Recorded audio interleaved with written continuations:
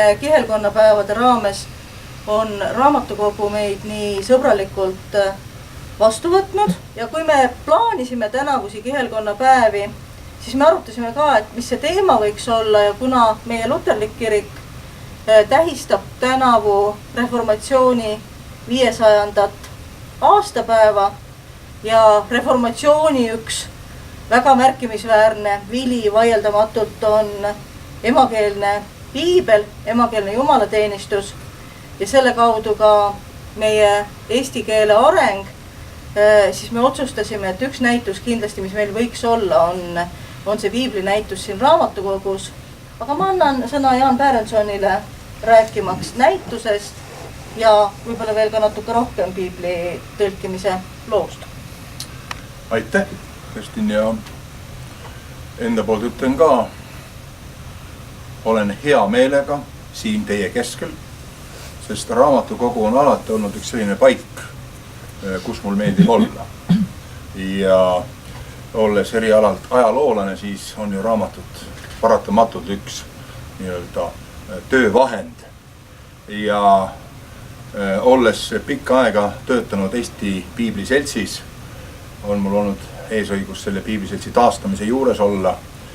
Ja Eesti Piibliselts on Eesti vanim rahvuslik organisatsioon. Meid asutati aastal 1813 ametlikult. Tegelikult juba esimesed piibli või raamaturingid Eesti ja Liivimaal tekkis juba aastal 1807. Ja kui me räägime üldse natukene piibliseltside või piibli tõlkimise ajaloost, siis aastal 1804 loodi Londonis Briti ja välismaa piibliselts. Ja peale seda alustati maailma erinevates paikades, eelkõige seal, kus oli Briti impeeriumi kolooniad, piibli tõlkimist erinevate rahvaste keeltesse ja sama juhtus ka nii-öelda Vene impeeriumi piires. Ja meil ajaloolastel on alati olnud üks suur küsimärk, kui 1804 loodi Briti ja välismaa piibliselts Londonis. See oli aeg, mis oli Euroopa ja Napoleoni sõdade aeg. Aga juba 1806. aastal paar Eesti ja Liivimaa pastorit võtavad kontakti Londoni piibliseltsiga ja küsivad, meil on vaja eesti, rootsi ja saksakeelseid piibleid. Mulle tundub, et ma olen nüüd aastate pikkuse uurimustöö tulemusena leidnud selle jälje ja see jälg tõenäoliselt asub Saksamaal Hernuti arhiivis, kus ma ka alles juunikuus võisin mõned päevad veeta. Ja me teame, et 18. sajandil algas suur vennaste koguduse liikumine, mis jätkus ka 19. sajandil. Ja vennaste kogudusel olid töötegijad, kes tulid Saksamaalt. Ja mitmed Saksa juhtivad vennaste koguduse ja kirikud tegelased olid seotud Briti ja välismaa piibliseltsi. Et järelikult see info jõudis eestlasteni väga varakult. Ja siis 1807 aastal nii kaugel neid kirjavahetus ma ise Cambridge'i arhiivis lugenud, kus inglased ütlesid, et me oleme nõus teid aitama, aga tehti üks piibliselts ära kõigepealt. Et siis on nagu põhjust aidata. Tehti ära, aga oli sõda ja tsaar Aleksander I ei olnud nii palju aega, et oma seda resolutsiooni alla kirjutada ja välja kuulutada. Ja aastal 1813 pidid need samad meie piibliseltsi asutajad peaaegu samas koosseisus tegema uue asutamise ja see taotlus võeti siis 1813. aastal vastu, nii et alustati piibliseltsi kevadel Moskvas ja Peterburis ja siis juunikuus juba Tartus ja Tallinnas. See on see ajalugu. Ja selle tõttu piibliselts on alati olnud raamatukogude ja raamatu lugemise juures, sest ka eestikeelne piibel on ju olnud tegelikult alusdokument või alustekst, mille kaudu eestlane tegelikult sai eestlaseks, õppis lugema. Ja kui täna olles siin teie keskel ja kui Kristin Kask juba tuletas meelde ka reformatsiooni, siis reformatsiooni eellugu on väga pikk ja me võib-olla ajaloolased alati ei ole nii-öelda kirikuloolastega ühes paadis, kuigi ma nii-öelda oma enda selles kehas peaksin ühendama mõlemat, aga mõnikord ikkagi tekib see küsimus, et kus maani on üks või teine piir, sest kui vaadata ka piibli tõlkimise lugu, siis tõenäoliselt reformatsioon algas juba 14. sajandil, alates John Wycliffe'ist Inglismaal ja samamoodi ka juba siis Itaalias ja Prantsusmaal, kus hakati tõlkima piiblit rahvakeelde. Sest itaallastel on väga ilus, meil siin nüüd see näitus üle Kuressaare näituses, mis meil oli, on üks selline 1524. aastal välja antud Uue Testamendi tiitelleht, kus on siis Novum Testamentum lingua vulgare. Vulgaar. Meie ütleme, vulgaarne on selline labane, aga see oli lihtne keelt, ei olnud mitte nii-öelda sacra vulgata ehk püha kiriku poolt nüüd aktsepteeritud tekst, vaid oli lihtsalt rahva keeles. Nii palju siis laiemast maailmast. Ja see näitus, mis täna siin on, see on üks osa sellest suurest tööst, mida me viimased aastad oleme teinud, et piibli lugu tutvustada ka meie Eesti rahvale. Nii ühelt poolt siis eestikeelse piibli lugu, aga teiselt poolt ka siis piibli lugu koos reformatsiooniga. Ja nii huvitav, kui ta ei ole, kui 16. sajand, 15-16. sajand olid sajandid, kus suurem osa Euroopa rahvad said oma emakeelse Uue Testamendi ja sajandi lõpuks ka piibli, siis meie eestlased oleme pidanud leppima palju tagasihoidlikumate võimalust. Ja siin mul ühe stendi peal on, see on kõige esimese stendi peal, natukene keeran, et ka kõigepealt teised näevad seda üks fragment Kullamaa Vaku raamatust aastast 1524–32, kus on meie isa palve, Maarja palve ja usutunnistus. Ja 1535. aastal ilmunud eestikeelse katekismuse, muidu on eesti ja saksakeelne, kakskeelne katekismus, Vandrat Kölli katekismus, kus on siis ka katked meie isa palvest ja usutunnistusest, need mõned 7 lehekülge, mis on säilinud, ja siis nii-öelda katoliikliku vastureformatsiooni tulemusena Johannes Ambrosius Völker, kes oli siis Tartu jesuitide kolleegiumi tõlkide õpetaja. Meil on ainult need 3 teksti, mis on käsitlevad piibliteksti. Teistel rahvastel on juba selleks ajaks oli vähemalt osa evangeeliumi emakeeles ilmunud. Aga vaatamata sellele reformatsioon toimus ka Eestimaal. Ja me oleme saanud ristirahvaks ja oleme saanud üheks osaks kogu sellist euroopalikust kristlikust kultuurist ja pärandist. Kuigi jah, võib-olla nõukogude ajal siin püüti rääkida, et piibel on üks selline kahtlane raamat, ega seal palju tõde ei ole, isegi Eesti Nõukogude entsüklopeedias Jeesuse isiku kohta oli märksõna oli olemas, aga noh, akadeemik Gustav Naan pidi natukene ka järeleandmisi tegema koduliku ideoloogiale oli, aga sinna juurde oli kirjutatud müütiline isik, seda ta pole olemas olnud. Ja ma mäletan nõukogude ajal koolis õppides me kiusasime mõningad õppejõude, et küsisime, et kuidas on see võimalik, et Jeesus elas 2000 aastat tagasi, evangeeliumite käsikirjad on 1. sajandist, lood nii-öelda kaasaegsetest, antiikfilosoofidest, Sokratesest, Platonist, nende elamise ja säilinud kirjelduste vahe on 500 aastat, 700 aastat, 1000 aastat. Ja alles läbi kolmandate allikate viidatakse Platonile, Sokratesele ja mitte keegi ei kahtle sellest, et need isikud olemas on. Et miks te siis kahtlete ühest sellest mehest, keda teda näinud isikud nii-öelda kirjeldavad. Aga see oli selline tolleaegne mõtteviis heitada paljusid asju, tõsi asju. Ja kui Eesti Piibli Selts 1991 aastat, siis meie üks üheks eesmärgiks oli ka see, et Eesti rahvale see piibli lugu ja piibli kultuur tagasi anda. Muidugi see on selline väga edev ja uhke suur plaan, aga selle 25 aasta jooksul me oleme sammhaaval seda püüdnud teha, ühelt poolt tutvustades piibli ajalugu ja teiselt poolt siis ka piiblit tõlkides, trükkides ja ka levitades.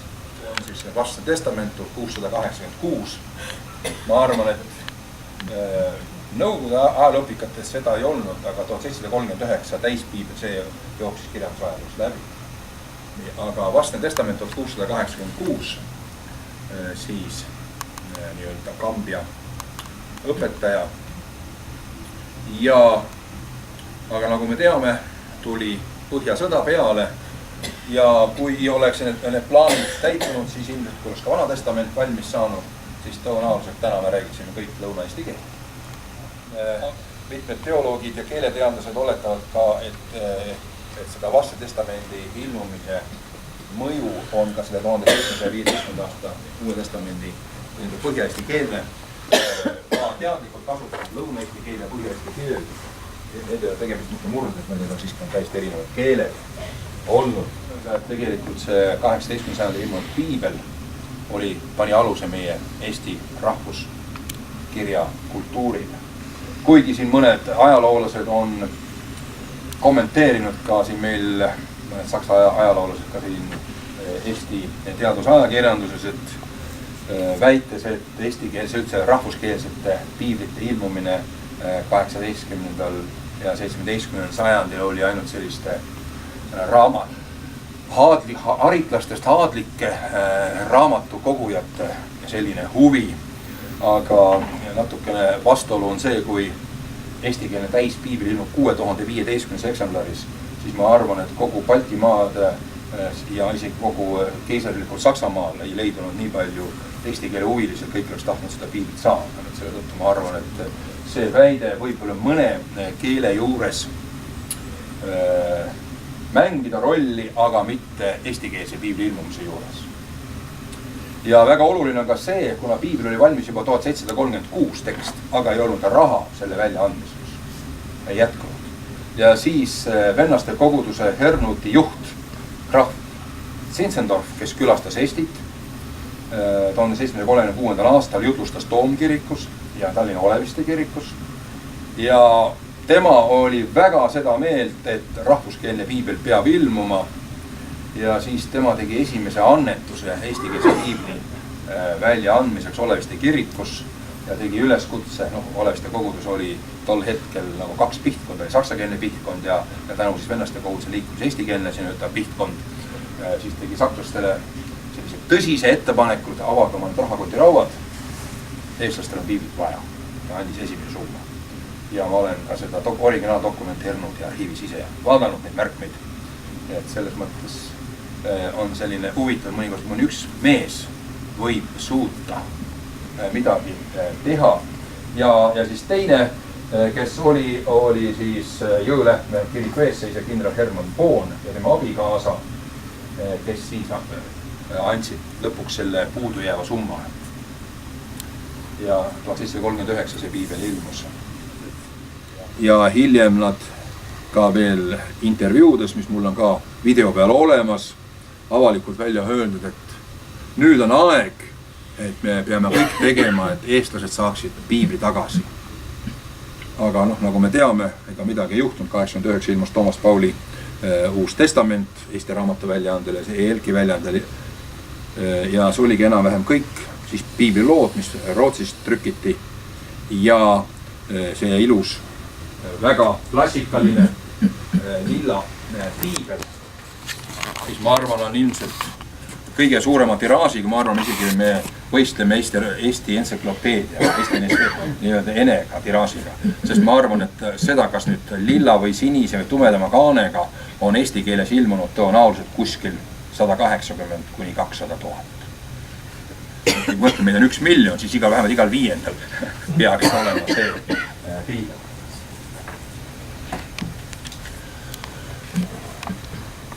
Aga ega piiblitöö siis ei lõppenud, kui 1813 loodi piibliselts, siis piiblite väljaandmine jätkus. Ma ei hakka kõiki neid trükke siit ette lugema, aga 19. sajandi lõpul on väga oluline meeles pidada, et meil nii Kuusalu pastor Edon Haarens, kelle alles 10. augustil Kuusalusse püstitati tema mälestusmonument ja samuti tuntud luuletaja ja kirjamees Jaan Bergman, kelle kohta nõukogude ajal öeldi, et ta oli ka pastor, aga jäeti alati ütlemata seda, et ta oli ka piiblitõlkija.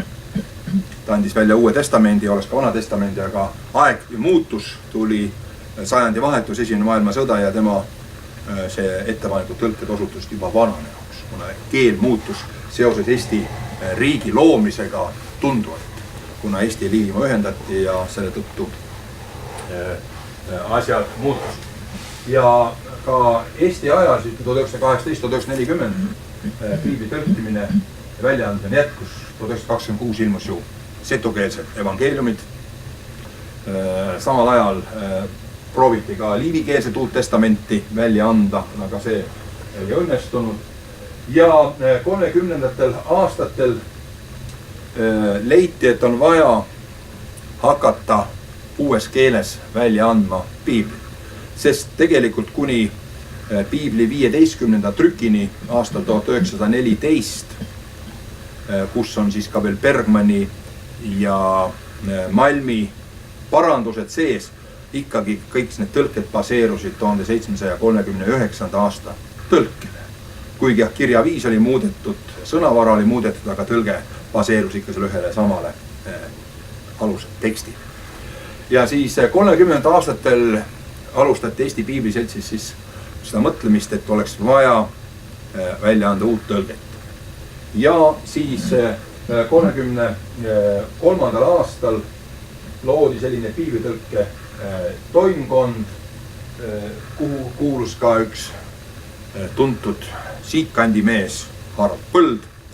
Ja lõpuks kujuneski nii välja, et temast saigi põhiline tõlk. Teised komisjoni liikmed siis kas parandasid või panid jalga ette või jalga taha või nii, kuidas vaja oli. Aga no, see kuulub alati tarkade inimeste juurde, et kõigil on oma tõde.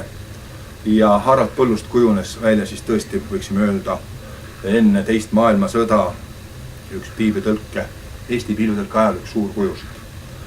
Ja 1935 ilmus siis proovitrükk ehk kooli piibel ja 1938 ilmus siis Uus Testament Põllu tõlkes, mis oli tõesti täiesti uues kirjaveesis, mida oli hea lugeda, aga heideti ka ette, et liiga uus. Ta tõi ka sisse veel mitmed sellised ilusad sõnad, nagu me pole kas või nagu soome keelest kirkkaus ehk kirkus, mis minu arust väga ilus sõna ja tervida teisi, millega me nii ära harjunud oleme, üldse kujuta ette, et eestikeelne piibel võiks olla ilma nende sõnadeta ja mõisteteta. Aga paraku tuli aasta 1940 ja siis paljud asjad katkesid. Ja ka see käsikiri kogu Vana Testamendi osas oli ka praktiliselt valmis, osa oli küljendatud, proovitrükid olid siin, proovitrükid siin, osa Inglismaal. Aga toimus murrang ja need piiblid, mis olid veel raamatukauplustes ja raamatukogudes, raiuti kirvega katki ja läksid katlamajja. Ja piibliseltsiga see huvitav lugu, et Eesti piibliselts septembrikuus 1940 natsionaliseeriti. Ja kuni novembrikuuni juhtis piibliseltsi üks naiskomissar, kes siis tollaegne piibliseltsi tööjuht Hendrik Kokamägi oli küll ametis, aga ta pidi kõik need rahad üle andma komissaridele ja need muidugi riigile edasi jõudnud ja ma olen neid seda kirjavahetust lugenud. See on selline huvitav lugu, aga see on see meie piibli ajalugu. Aga vaatamata sellele, et siin Nõukogude võim deklareeris, et usuvabadus on võimalik ka piiblit tõlkida, selline ei jõudnud enne, kui Toomas Paulus siis olles nii-öelda, nagu ta ütles Saaremaal Valjalas, et midagi teha polnud, hakkas piiblit tõlkima, tõlks Uue Testamendi ära. Aga väliseestlastel, kes oli kodumaalt lahkunud, ega kõik ei jõudnud piiblit kaasa võtta, kuigi väga paljud võtsid, ma olen mitmed väliseesti kogudest ja raamatukogudest näinud, küll esimest trükki ja teist trükki, mis on kaasa võetud, aga ei olnud. Ja siis trükiti juba 45. 47. aastal sest sama Põllu 38. aasta, Uut Testamenti 47. aastal ja alustati ka siis uue piibli trükiks ettevalmistamist ja uue tõlkimise, aga ja jälle Briti ja välismaa piibliseltsi abil, et lõpuks 1968 ilmus siis see piibel, mis ka siis nagu see 90 aastat see lilla, rahvasuus lilla piibel ilmus, aga see on see 68 aastat tõlge, kus siis keeleparandusi tegi keeleuuendaja Aavik. Siin on kuskil olemas ka pildi peal üks tema kiri, kus ma Stockholmi arhiivist leidsin, kus ta kirjutas, et ma olen hea meelega nõus piibli keeleliselt toimetama. Ma suurt raha ei taha, aga vaadake, mida te mulle anda saate, ma lepin kõige. Et selline suur keelemees, aga tema jaoks on oluline see, et emakeelne piibel võiks olla parimas eesti keeles. Muidugi nagu ikka, nagu ma enne ütlesin ka, et paljud targad professorid on parajad väänikad, piiblitõlke toimund leppis kokku sõnades, aga kuna tema luges korrektuurist, oleks trükikotta vahetaski veel mõned sõnad ära, et ikka tema keelemehe mõtte läbi läheks. Et on selle 68 aasta piiblis mitmed sellised vahvad kohti, mille peale teoloogid ohkavad, aga vähemalt võib olla huvitav keel. Aga kurb on see, et väga mitmed sellised Aaviku ettepanekud peale kuni tänase päevani kasutusel läinud, ongi sinna piibliga anta vahele jäänud. Ja kui 91 Eesti piiblisest taastati, siis kõigepealt esimese vabaduse aastatel seda sama lillat piiblit tuli siis 10 000 kaupa ja samas ühel hetkel tekkis see küsimus, et kas me peame jätkama 68 aastat tõlke väljaandmist või hakkame uue tõlke tegemist. Ja siis leiti, et kuna Toomas Pauli Uus Testament on tõlgitud, et siis me võiksime jätkata uue väljaandega. Ja moodustati Eesti Kirikute Nõukogu ja Eesti Piibliseltsi ühine piiblitõlke toimkond, kes siis revideeris Toomas Pauli Uue Testamendi ja 68. aasta Vana Testamenti. Sest kui me oleme 68. aasta piiblitõlke juurde tagasi, siis Uus Testament, 68. aasta Uus Testament on revideeritud Harald Põllu 1938. aasta Uus Testament ja Vana Testament on uus tõlk. Väike rahv on ikkagi see, et kogu aeg teeb ainult poole kaupa, tee nagu kooliõpet ütles, et teega see pool rehnutit ära. Ja siis me oleme ka teinud niimoodi poole kaupa, et kord Vana Testament ja kord Uus Testament. Ja siis 97. aasta piibli seltsi väljaandel, mis siin on ka näha, näidatud piltide peal, siis ilmus koostöös siis ühine uus piibel, see on siis praegune meie kirikupiibel, et Vana Testament revideeritud 68 ja Toomas Pauli tõlkel baseerub revideeritud Uus Testament. Ja siin me oleme andnud erinevad asju välja, siis küll siin CD ja Piibel.net, piibli äpid, 2007 ilmus ka Vello Salo, Salomen laulud, psalmid koos Indrek Kirvega ka plaadi peal, siis ka veel siin Leeri piibel ja siis motoratturite piibel, see on veekindel paberile trükitud piibel ja mitmed muud asjad. Ütleme, see on selline väike lugu tänase hetkeni. Ja kuigi jah, mingil viisil nagu katkes see järjepidevus, aga väliseestlased seda järjepidevust tänu Briti ja välismaa piibliseltsile suutsid säilitada. Ja oluline on ka selles mõttes see, et tolleaegne Eesti suursaadik Londonis Torma, kes oli ka peale Kallast oli suursaadik kuni oma surmani 70. aastatel, tema oli üks initsiaatorid ja ütleme kiriku isadele surve avaldajad, et lõpetage tõlge ära, et on vaja valmis saada.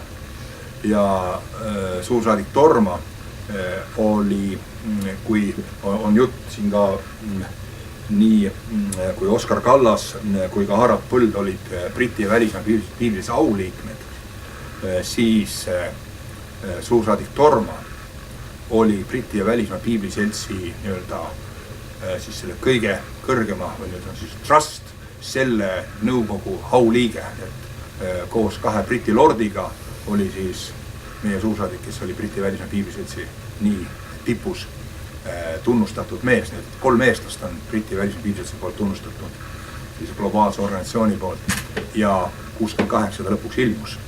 Ma olen seda kirjavahetust kõik ise arhiivis lugenud, see on väga huvitav, mismoodi kogu see töö käib.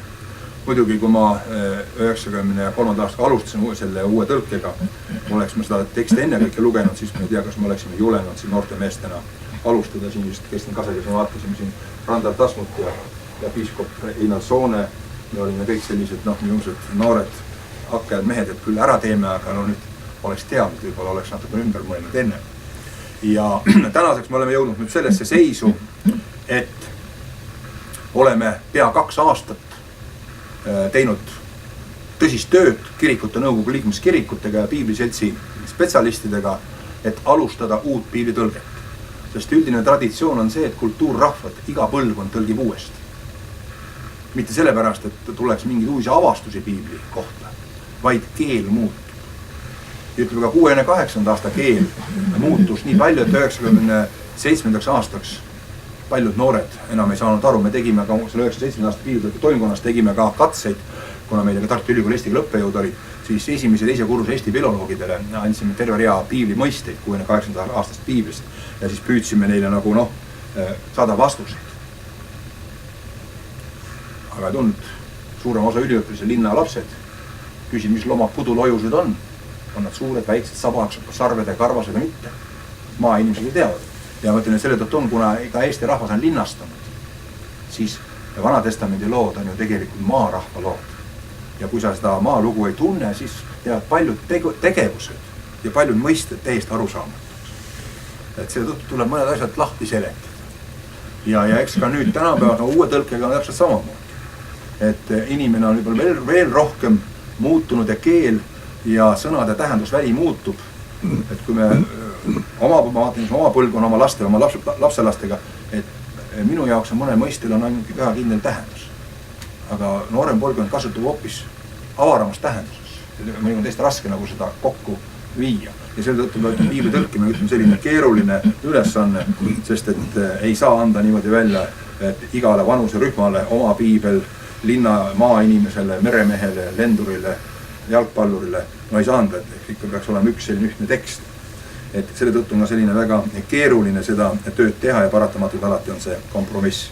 Ja ütleme, ka see uue tõlke ettevalmistamise osas on täpselt sama, on erinevad kirikutraditsioonid, kus on erineval viisil piiblit loetakse, mõned tekstid on olulised, mõned on vähem olulised ja mõnda tekste lauldakse ainult, osa evangeeliumi ja psalme nagu ortodoksi kirikus. See on väga keeruline.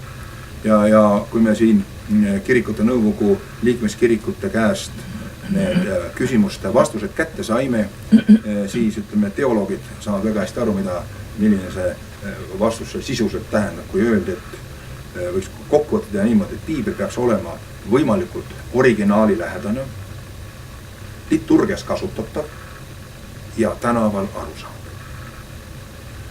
Selle peale me ohkasime toimkonnaga, et see tähendaks 3 erinevat tõlget. Aga kõiki neid ühtki kaante vahel ühendada, see on juba omaette keeruline probleem. Ja ilmselt siin me peamegi tänapäeval mõtlema seda, mis asi siis on üldse piiblitekst. Kas kaante vahel trükitud tekst või meil on siin neti piibel, äpp, piiblugemise kalendrid. Et võib-olla tulebki need üks tõlge peabki võib-olla koosnema ühest sellisest klassikalisest heast eesti keelest täispiibli tekstist ja siis osa olulisi tekste oleksid liturgilised, ütleme ortodoksi kirikus lauldavad või Rooma katoliku kirikus lauldavad ja võib-olla siis osa uue testamendi raamatud, miks mõtle mõni ka vana testamendi raamat, õpetussõnade, oleks võib-olla ka lihtsamalt tõlgitud nendel inimestel, kellel puudub igasugune kontakt kiriku ja piibli traditsioon. Ja me võime ka selle kokku nimetada üheks piiblitõlkeks. Kontseptsioon on sama, aga see vorm, kuidas me seda esitame, see saab olla eri. Kuigi jah, mitmed ütleme, eriti vanem põlvkond, milleks on vaja uuesti tõlkida, me saame sellest kõigest aru küll. Aga sellest ma võin jälle rääkida hea loo. See oli õpetajate konverents Tartus kuskil aastal 94, kui ma ei eksi, kui just oli selle 97. aasta tõlke ettevalmistamine, siis minul oli ettekanne seal ja kuna Randar Tasmut ei saanud ka tulla, siis tema oli kirjalik ettekande, mille pidin ka mina ette lugema. Ja siis tollaäärne peapiiskop Jaan Kiivit juhatas seda sektsioon osa.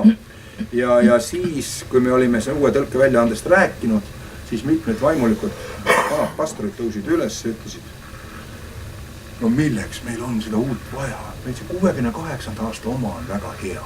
see, mis nii-öelda salakaubana sisse toodi omal ajal, nõukogude ajal sisse toodi. Aga mina olin küll noor mees, aga nii vana ma juba olin, et ma mäletasin nende samade meeste ütelusi 20 aastat varem, kui me noored hakkasime 68 aastat tõlget kasutama, ütlesin, no milleks seda 62 uut välismaa tõlget vaja on, meil see vana käib küll.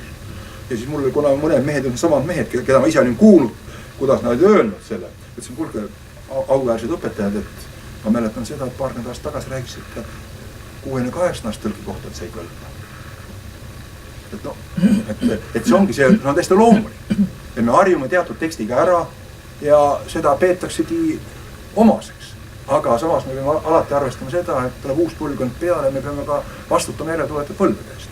Ja siis tollaline peapiiskop Jaan Kivit tegi siis sellise piiskopliku otsuse, et lähme uue tõlke peale, võtame vastu kõik ja mindi edasi. Muidugi 97. aastal, kui see nii-öelda lõpuks kirikupiibliks oli, seal oli ka mitmeid õpetajate parlamendid, seal oli ka mitmeid värvikad arutelusid. Ja see on see, ütleme, veel selline tööpool.